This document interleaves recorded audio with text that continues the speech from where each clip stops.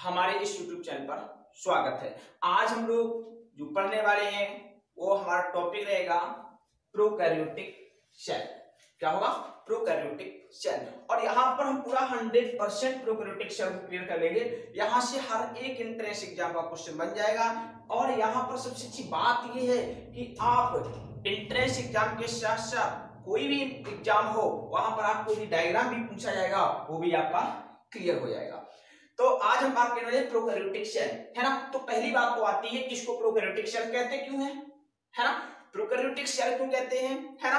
क्या बात थी जिससे इसका नाम प्रोकैरियोटिक सेल पड़ा? देखिए सीधी सी बात है, इसका जो नाम है वो दो शब्दों को डिफाइन कर रहा है, दो शब्दों को बता रहा है, एक प्रो और एक कैरियोटिक। ठीक है, तो प्रो का तात्पर्य होता है पहले और कैरियोटिक को देखा जाए ग्रीक भाषा में तात्पर्य हुआ कैरियोन, और कैरियोन को कहते हैं केंद्रक। मेरी बात बहुत ध्यान से सुनना, क्या कहते हैं? कैरियोन को कहते हैं केंद्रक। तो यहां पर प्रो मतलब पहले, कैरियोन मतलब केंद्रक से, अर्थात केंद्रक के निर्माण के पहले जो सेल विकसित हुई वो सेल जो थी वो थी प्रोकैरियोटिक सेल। क्या थी? Prokaryotic cell. तो यहां पर एक बात क्लियर हो गई कि प्रोकैरियोटिक सेल का निर्माण केंद्रक के निर्माण से पहले हुआ, और जब किसी चीज का निर्माण किसी चीज के पहले होता है तो वो चीज वहां पर एब्सेंट होती है या नहीं दिखाई देती है। तो इसका निर्माण केंद्रक से पहले हुआ तो इसमें केंद्रक अनुपस्थित होता है या इसमें केंद्रक का अभाव होता है।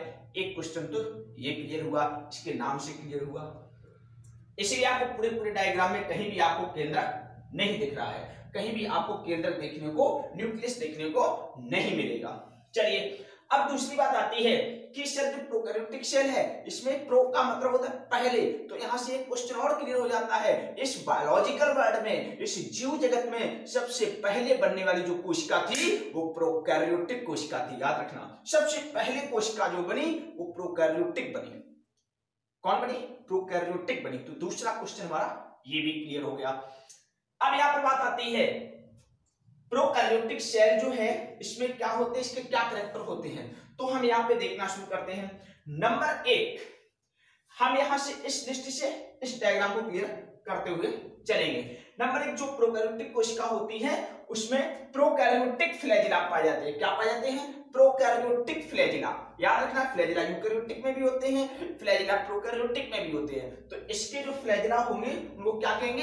प्रोकैरियोटिक फ्लैजिला पाए जाते हैं। कहां रहा प्रोकैरियोटिक फ्लैजिला? नंबर एक देख लीजिए, ये आपका रहा प्रोकैरियोटिक फ्लैजिला। क्या रहा? Prokaryotic flagella. अब कहोगे सर प्रोकैरियोटिक फ्लैजिला का क्या कार्य होता है? प्रोकैरियोटिक फ्लैजिला का कार्य होता है, प्रोकैरियोटिक फ्लैजिला का कार्य होता है कोशिका की गति में सहायता करना, कोशिका गति कर सके, कोशिका चल सके। एक शब्द क्लियर हुआ। तो प्रोकैरियोटिक कोशिका में प्रोकैरियोटिक फ्लैजिला पाए जाते हैं, इसके थ्रू कोशिका गति करती है। दूसरा है पिली। अब पिली कहां है? ये देखो आप, नंबर 2 पिली। ये सब क्या दिख रहे हैं आपको? ये सब दिख रहे हैं पिली। ठीक है, अब देखिए पिली, ये सब क्या है? पिली, है ना। तो दूसरी बात क्लियर हुई कि प्रोकैरियोटिक कोशिका में पिली सदृश रोम पाए जाते हैं। रोम क्यों बोला गया? क्योंकि ये छोटे हैं। पिली सदृश रोम पाए जाते हैं। आप कहोगे सर पिली का काम क्या होता है?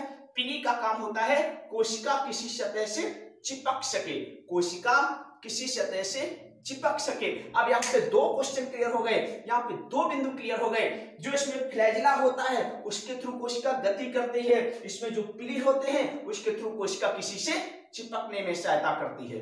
तीसरी बात ये सुनिए आप कि जो फ्लैजिला होता है वे बड़े आकार के होते हैं, पिली जो होती है छोटे आकार की होती है। कितना इजी है।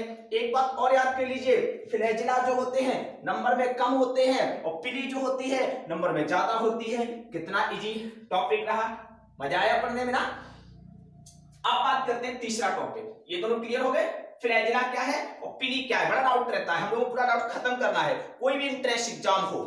ठीक है, अब आता है कैप्सूल। अब यहाँ पे कैप्सूल किसे कहेंगे? कैप्सूल और स्लाइम लेयर। यहाँ पे आपको दो नाम दिख रहे होंगे, कैप्सूल और स्लाइम लेयर। अब ये किसे कैप्सूल कहेंगे, किसे स्लाइम लेयर कहेंगे? क्या दोनों को एक ही मानेंगे या अलग अलग मानेंगे? देखते हैं। नंबर 3 इसमें दिख रहा है। आप आइए नंबर 3, ये जो लेयर दिख रही, सबसे बाहरी जो लेयर है, ये जो सबसे बाहरी लेयर है इसे कहते हैं कैप्सूल। क्या कहते हैं? कैप्सूल। अब मेरी बात सुनो, यहाँ पे थोड़ा डाउट रहता है। ये जो लेयर होती है, सबसे बाहरी जो लेयर होती है, मेरी बात बहुत ध्यान सुनना, डायग्राम क्लियर होता रहेगा, ठीक है। जो सबसे बाहरी लेयर होती है ये ग्लाइकोकैलिक्स की बनी होती है। किसकी बनी होती है?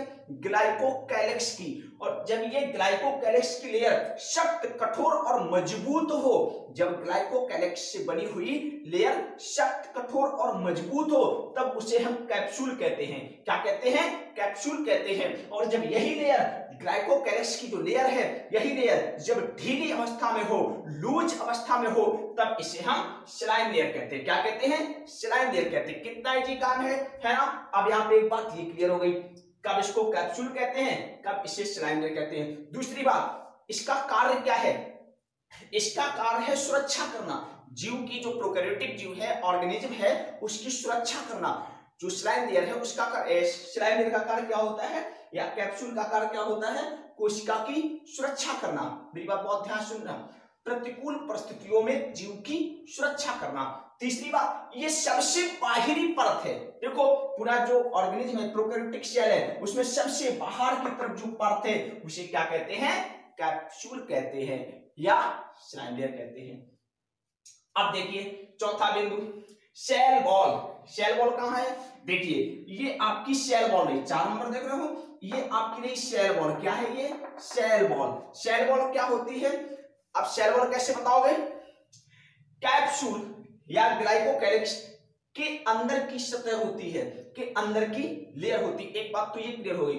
दूसरी, जो सेल वॉल होती है वे जीव को संरचना प्रदान करती है। क्या प्रदान करती है? संरचना प्रदान करती है। याद रखना, क्या कार्य करती है? संरचना प्रदान करती है सेल वॉल। तो सेल वॉल का भी कार्य क्लियर हो गया। आगे देखते हैं। आगे जो आपका टॉपिक है 5वां, प्लाज्मा मेम्ब्रेन। तो प्लाज्मा मेम्ब्रेन कहां पे है? ये रहा 5वां बिंदु आपकी, ये रही प्लाज्मा मेम्ब्रेन। अब प्लाज्मा मेम्ब्रेन क्या होता है? ये प्रोकैरियोटिक सेल की तीसरी सबसे आंतरिक परत होती है। मेरी बात बहुत ध्यान से सुनना, ये प्रोकैरियोटिक सेल की तीसरी सबसे आंतरिक परत होती है ना। इसका कार्य क्या होता है? इसका कार्य होता है जीव द्रव्य, सॉरी साइटोप्लाज्म, क्या बोलना चाहिए? साइटोप्लाज्म की सीमा रेखा बनाती है। देखो ना, ये साइटोप्लाज्म है सारा का सारा ये तुमको, और इसकी सीमा रेखा बनाती है ये, ठीक है। दूसरा कार्य क्या होता है? दूसरा कार्य होता है पदार्थों के आवागमन में भूमिका निभाना। पदार्थों के आवागमन में भूमिका निभाना। तो यहाँ पर तीनों लेयरें पता चल गई। बाहर से अंदर की तरफ देखोगे तो क्या होगी? ग्लाइकोकैलिक्स की परत होती, जिसे हम कैप्सूल भी कहते हैं, स्लाइम लेयर भी कहते हैं। सख्त, कठोर, मजबूत होगी तो कैप्सूल कहेंगे, लूज अवस्था में होगी तो स्लाइम लेयर कहेंगे। उसके बाद होती है सेल वॉल, यानी कोशिका भित्ति होती है जो संरचना प्रदान करती है। जस्ट उसके बाद होती है प्लाज्मा मेम्ब्रेन, जो पदार्थों के आवागमन में भूमिका निभाती है। इतनी बात आपको क्लियर हो गई। आगे बात करते, अब आता है 6 नंबर आपका साइटोप्लाज्म। क्या होता है? साइटोप्लाज्म, जिसको हम कहते हैं कोशिका द्रव्य। क्या कहते हैं हिंदी में? कोशिका द्रव्य। अब देखो 6वां नंबर ये रहा आपका 6 नंबर। ये जो सारा का सारा है सब क्या है? ये सब कोशिका द्रव्य है। क्या है? कोशिका द्रव्य है। ये पूरी की पूरी सेल में जो उपस्थित तरल पदार्थ है ये क्या है? कोशिका द्रव्य है। और याद रखना, कोशिका द्रव्य में सबसे बड़ी मात्रा में जल पाया जाता है। क्या पाया जाता है? जल पाया जाता है। Very good. अब देखते हैं यहाँ पे, ये आपका 7 नंबर जो आ रहा है, इसको बड़े ध्यान से समझना, ठीक है। क्रोमोसोम, ठीक है। तो क्रोमोसोम आप ये देख रहे होगे, ठीक है। ये जो स्ट्रक्चर दिख रहा है ये होता है प्रोकैरियोटिक सेल का क्रोमोसोम। क्या होता है? क्रोमोसोम होता है। क्या होता है? क्रोमोसोम होता है। याद रखना, यूकैरियोटिक सेल का जो क्रोमोसोम होता है वो केंद्रक के अंदर होता है, किंतु मैंने शुरू में ही बता दिया था इसमें प्रोकैरियोटिक सेल में केंद्रक है ही नहीं, अभाव होता है केंद्रक का। इसलिए ये क्रोमोसोम जो होता है ये कोशिका द्रव्य, कोशिका द्रव्य पढ़ के आए हो ना भी, कोशिका द्रव्य में स्वतंत्र अवस्था में पड़ा रहता है। इसीलिए कोशिका द्रव्य और इस क्रोमोसोम को सामूहिक रूप से न्यूक्लियोइड कहा जाता है। क्या कहा जाता है? न्यूक्लियोइड। तो इसको क्या क्या पूछ सकता है एग्जामिनर? हो सकता क्रोमोसोम करके क्वेश्चन पूछ दे तो भी आपका आंसर ये होना चाहिए, और ये पूछ सकता है न्यूक्लियोइड डीएनए। क्या बोल सकता है? न्यूक्लियोइड डीएनए, तब भी आपका आंसर यही होगा।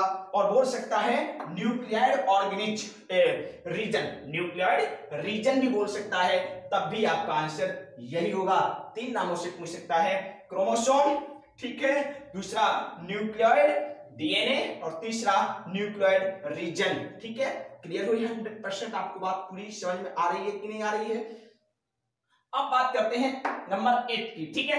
8 नंबर जो है आप देख रहे हो ये रहा, ठीक है, ये आपको दिख रही है संरचना, ये होता है राइबोसोम। क्या होता है? राइबोसोम। मैंने इस तरह से बना लिया है, राइबोसोम की आकृति अलग होगी है, आपको आगे वीडियो पूरा राइबोसोम पर मिलेगा। ये होते हैं राइबोसोम। प्रोकैरियोटिक कोशिका में 70S राइबोसोम होता है। क्या होता है? 70S राइबोसोम होता है। कितना होता है? 70S राइबोसोम होता है। एक होता है बड़ी इकाई इसकी होती है 50S की और छोटी इकाई होती है 30S की, ठीक है। तो और इस प्रकार प्रोकैरियोटिक सेल का जो राइबोसोम होता है 70S होता है, बड़ी इकाई 50S की होती है, छोटी इकाई 30S की होती है, ठीक है। यानी 50S 30S, ठीक है, और दोनों को मिला के 70S बोल देते हैं, ठीक है। कृपया करके आप मेथड मत लगा देना, मैथ का यूज मत करना। तुम कहोगे 50 3 80 हुआ सर, आपने 70 क्यों लिख दिया? तो इसको याद नहीं रखना, एस का मतलब होता है अवसाद गुणांक, ठीक है। क्लियर हुआ कि नहीं हुआ? ये आपकी बात क्लियर हो गई। आगे देखते हैं क्या है। ये राइबोसोम होते हैं, कैसा होता है? 70S राइबोसोम होता है। सभी यहां से सभी इंटरेस्ट एग्जाम में क्वेश्चन बन के आते हैं। इसके बाद आता है फूड ग्रेनुअल। फूड ग्रेनुअल देख लीजिए, ये आपको जो दिख रहे हैं ये सब क्या है? फूड ग्रेनुअल है। इसमें भोजन का संग्रह होता है, ठीक है। इसके बाद आते हैं प्लाज्मिड डीएनए। क्या है? Very very very important. Prokaryotic कोशिका में प्लाज्मिड डीएनए होता है, और याद रखना जो न्यूक्लियोइड डीएनए होगा वो रेखीय होगा, लीनियर होगा। मेरी बात बहुत ध्यान सुनना, जो क्रोमोसोम डीएनए होगा या न्यूक्लियोइड डीएनए होगा वो रेखीय होगा, है ना। किंतु जो प्लाज्मिड डीएनए होगा इसे हम क्या बोल सकते हैं? Plasmid DNA. ये आपका ये रहा 10 नंबर, ठीक है। ये देखो, ये जो होता है प्लाज्मिड डीएनए ये सदैव गोल होता है, यानी वृत्ताकार डीएनए होता है, यानी सर्कुलर डीएनए होता है। बहुत ध्यान से सुनना, एक एक कॉन्सेप्ट क्लियर होना चाहिए। यहाँ पे आपको मैंने एक ये बताया, न्यूक्लियोइड डीएनए जो रेखीय होता है, दूसरा प्लाज्मिड डीएनए जो सर्कुलर होता है यानी वृत्ताकार होता है। बायोटेक्नोलॉजी में इसका बहुत बड़ा योगदान है। बायोटेक्नोलॉजी में पूरी की पूरी कहानी इसी पर डिपेंड है। चलिए आगे देखते हैं। आगे होता है मीजोसोम। Very very important. ये जो अंतिम शब्द आ रहे हैं 3-4 शब्द बहुत इंपॉर्टेंट है। मैं बताऊंगा कौन एग्जाम में किस तरह से क्वेश्चन बनते हैं। मीजोसोम, मीजोसोम जो होता है देख रहे हो, पॉइंट नंबर 11 देखिए, आइए 11 पर, ये रहा मीजोसोम। क्या है ये? मीजोसोम। याद रखना इंपॉर्टेंट शब्द। मीजोसोम क्या है? आपको दिख रहा होगा, आप कहोगे सर हमने तो अभी पढ़ा था। क्या पढ़ा था? कि सबसे बाहर होती है ग्लाइकोकैरिक्स, उसके अंदर होती है सेल वॉल, उसके बाद अंदर होती है प्लाज्मा मेम्ब्रेन या फिर सेल मेम्ब्रेन। तो सेल मेम्ब्रेन जो आई है, जैसे देखिए आपकी सेल मेम्ब्रेन आ रही है, आंतरिक परत है ये पूरी। सेल मेम्ब्रेन का आंतरिक कुंडलन देखिए अंदर की तरफ मुड़ रही है, तो ठीक है ना, अंदर की तरफ। इनर फोल्डेड है, इनर फोल्डेड, इनर बोले तो अंदर की तरफ, ठीक है। फोल्डेड मतलब मुड़ी हुई अवस्था। तो ये आंतरिक उभार होते हैं, है ना, इसके आंतरिक उभार होते हैं किसके? प्लाज्मा मेम्ब्रेन के या सेल मेम्ब्रेन के, जिन्हें हम मीजोसोम बोलते हैं। क्या बोलते हैं? मीजोसोम बोलते हैं। और मीजोसोम का कार्य क्या होता है? हमको तो एक एक कॉन्सेप्ट क्लियर करना है। मीजोसोम का एक कार्य तो ये हो गया, देखिए आपको दिख रहा होगा कि मीजोसोम जब उभार है तो यदि आप उसको सीधा करोगे तो इसका आकार बढ़ा देगी। बढ़ाएगी आकार क्यों बढ़ाएगी, है ना। जैसे मैं एक एग्जाम्पल के तौर पर बता सकता हूं, जैसे कि आपकी कल्पना कीजिए आपकी सेल मेम्ब्रेन है। क्या है? सेल मेम्ब्रेन है, और सेल मेम्ब्रेन जो है कल्पना करो अंदर की तरफ उभार बना रही है ऐसी। अभी देखो बात क्लियर हो जाएगी। अंदर की तरफ उभार बना रही है ऐसी, है ना। अब इसको आप खींचो, देखो खींचोगे आप, है ना, ऐसे खींचोगे, है ना, तो क्या होगा? आकार बढ़ेगा। तो एक तो क्या करती है? प्लाज्मा मेम्ब्रेन का आकार बढ़ाती है। दूसरा इंपॉर्टेंट बिंदु, कई बार एग्जाम में पूछा जाता है, मीजोसोम माइटोकॉन्ड्रिया के समान काम करती है, और माइटोकॉन्ड्रिया का काम होता है श्वसन करना। तो ये श्वसन में भी भूमिका निभाती है। दो कार्य क्लियर हो गए, एक तो प्लाज्मा मेम्ब्रेन का आकार बढ़ा सकती है, और दूसरी श्वसन के लिए महत्वपूर्ण भूमिका निभाती है, और ये माइटोकॉन्ड्रिया के समान कार्य करती है। तीसरा बिंदु, ये सेल वॉल का निर्माण करती है। इंपॉर्टेंट, ये किसका निर्माण करती है? सेल वॉल का निर्माण करती है मीजोसोम। और एक बिंदु याद और कर लीजिए, ये एंजाइमों का भी निर्माण करने में सक्षम होती है। आगे देखिए मीजोसोम क्लियर हो गया। अब बात करते हैं, ये अगला बिंदु जो है क्रोमेटोफोर, क्या है क्रोमेटोफोर।